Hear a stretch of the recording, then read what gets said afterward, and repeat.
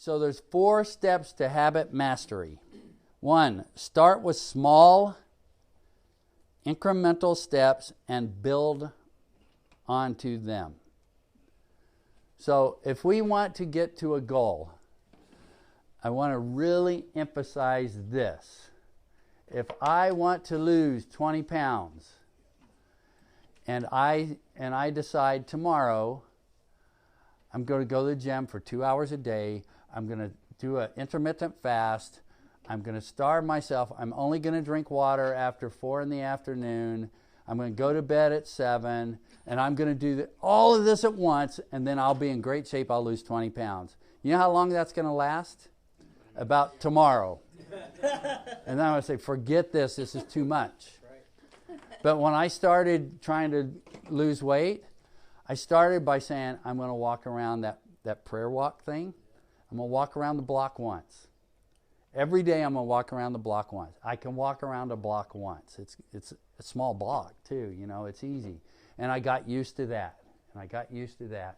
And then I said, okay, now I'm going to go to the gym and I'm going to do just a few lifting exercises, maybe 30 minutes, and I'm going to go home. And then, so now I walk around the block, and then I would do like 20, 30 minutes of lifting weights. I'd go home.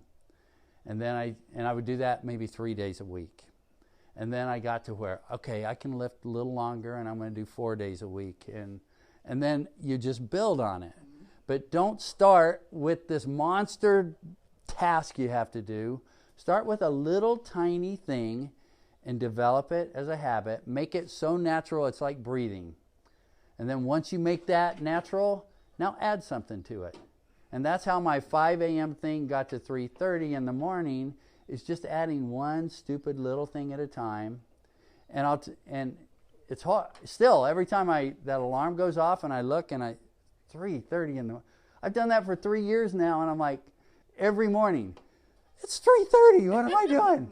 But then you get up and then the momentum starts. And so, but start with something very little. And that's what I'm going to ask you guys to commit to. Find that one little tiny thing. If it's a financial thing, instead of having a $7 coffee every morning and you need to reduce your expenses, have it 3 days a week instead of 7 days a week. Or just cut one of the days off and start one little piece at a time, and it will build on itself. So why do we want to do small incremental steps? 1, it's less overwhelming. I don't have that on your sheet, but I just want to talk about completed small task provides a sense of accomplishment. You know, so if you just do one thing, I don't know if you guys have ever heard, there's a speech out there that says, make your bed.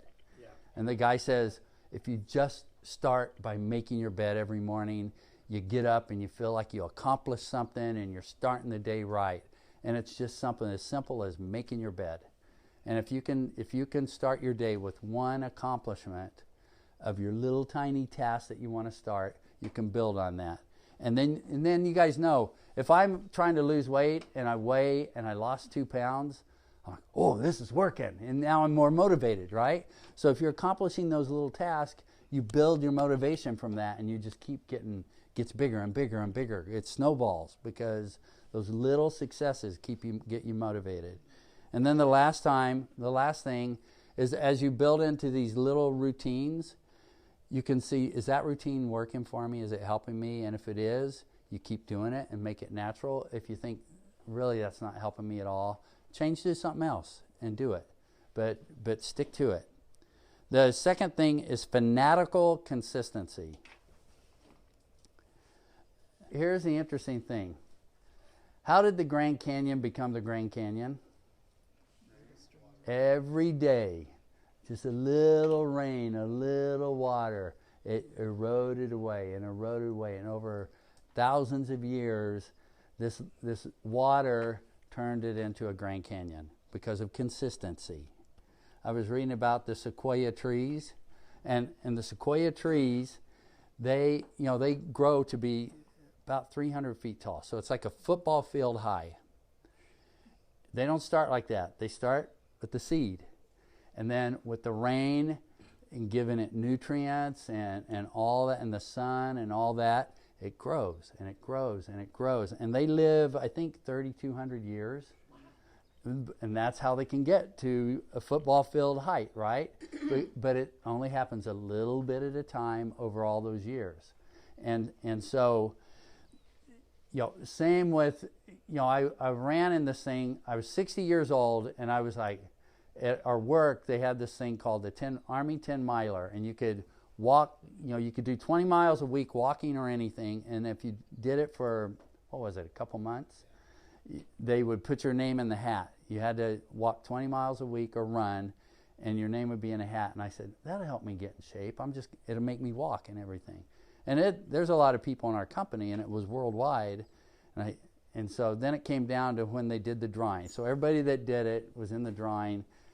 And then all of a sudden, and it's about 2 months out for a 10-mile run, and they picked my name.